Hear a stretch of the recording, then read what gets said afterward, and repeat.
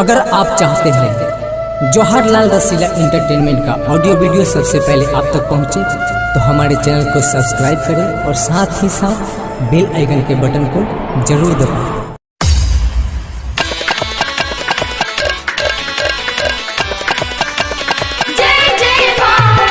Presented by Rasila Music.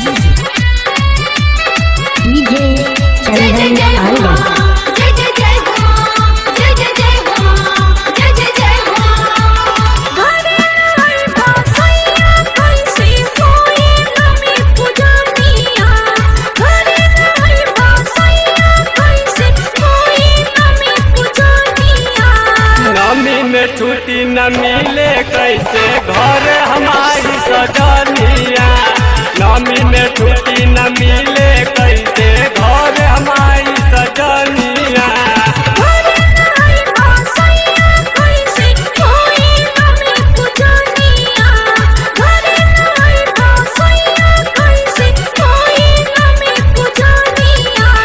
नमी में छुट्टी न मिले कैसे घर हमारी सजनिया, नमी में छुट्टी न मिले कैसे घर हमारी सजनिया। जय जय मां, जय जय मां। डीजे चंदन पांडे।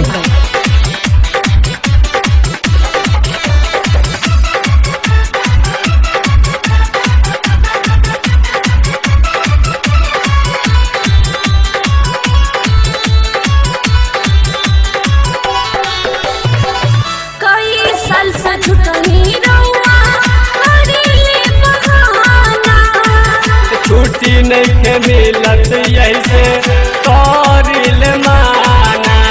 जय जय मैया, जय जय मैया, जय जय मां।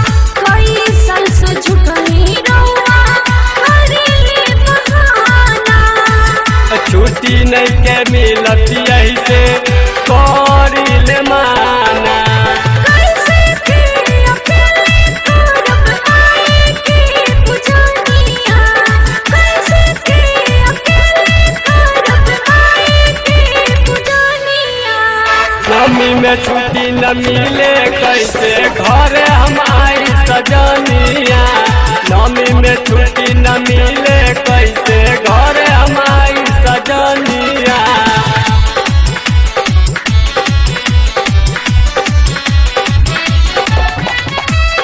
Presented by Rasila Music. DJ Chandan Pandey. जय जय जय हो मां, जय जय जय हो मां, जय जय जय हो मां, जय जय जय हो मां। सोचले रहनी संगही पूजल जाई चरनिया।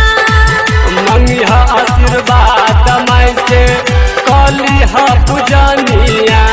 जय जय मैया, जय जय मैया, जय जय मां।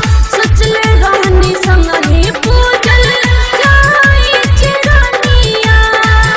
मंगिहा आशीर्वाद माई से कलिहा पूजनिया।